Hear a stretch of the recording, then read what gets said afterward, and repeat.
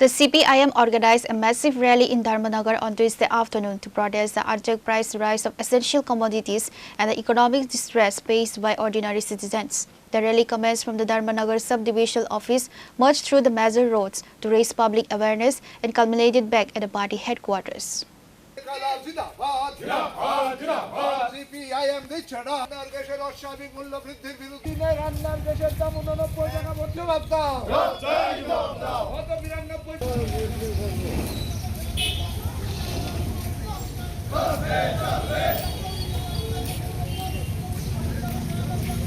CPIM State Secretariat member Amitabh Darda led the agitation alongside District Secretary Abhijit D and Subdivisional Secretary Ratan Roy.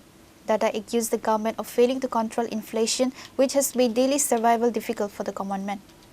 তেল কোম্পানির মালিকদের স্বার্থ রক্ষিত হচ্ছে, প্রতি অর্থ বছরে তাদের হাজার হাজার কোটি টাকার মুনাফা হচ্ছে, আর গরিব মানুষের পেট কাটছে।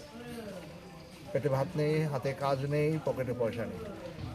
এই পরিস্থিতির মধ্যে দাঁড়িয়ে গোটা দেশের সাথে আমরাও ধর্মনগরে সিপিআইএম ধর্মনগর মহকুমা কমিটির উদ্যোগে পেট্রোপণ্যের অস্বাভাবিক মূল্যবৃদ্ধির বিরুদ্ধে এবং যে নৈরাজ্যের শাসন চলছে, পশ্চিমবাংলা যেভাবে হকারদের বিরুদ্ধে বুলডোজার সন্ত্রাস চালানো হচ্ছে, তার বিরুদ্ধে শিক্ষায় যে নৈরাজ্য সৃষ্টি হয়েছে, নিট কেলেঙ্কারি থেকে শুরু করে বিভিন্ন প্রবেশিকা পরীক্ষায় যে দুর্নীতি, এই দুর্নীতির বিরুদ্ধে গোটা দেশের আজকে ছাত্র যুবকরা যেভাবে রাস্তায় নেমেছে, তার প্রতি সংহতি জানিয়ে কেন্দ্রীয় শিক্ষামন্ত্রীর পদত্যাগের দাবিতে আজকে আমরা ধর্মনগর শহরে বিক্ষোভ কর্মসূচি উদযাপন করব।